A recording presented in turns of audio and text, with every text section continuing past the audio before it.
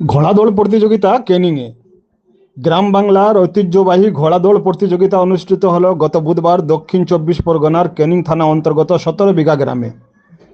দক্ষিণ চব্বিশ পরগনার ক্যানিং থানা অন্তর্গত ইটখোলা ও 17 বিঘা গ্রামবাসীদের উদ্যোগে এই প্রতিযোগিতা অনুষ্ঠিত হয়। স্থানীয় সূত্রের খবর, জয়নগর, কুলতলি, গোসবা, রায়দিঘি, ক্যানিং, বাসন্তী, কুলপি সহ এলাকা থেকে প্রায় 20 থেকে 25টি ঘোড়া নিয়ে খেলা দেখতে তাদের নিজের নিজের ঘোড়া নিয়ে দৌড় প্রতিযোগিতা অংশগ্রহণ করেন। এ, বি, সি এই 3টি গ্রুপ করে প্রতিযোগিতা অনুষ্ঠিত হয়। এদিনের খেলা শেষে প্রথম, দ্বিতীয় এবং তৃতীয় স্থান অধিকারীদের মধ্যে পুরস্কার তুলে দেওয়া হয়।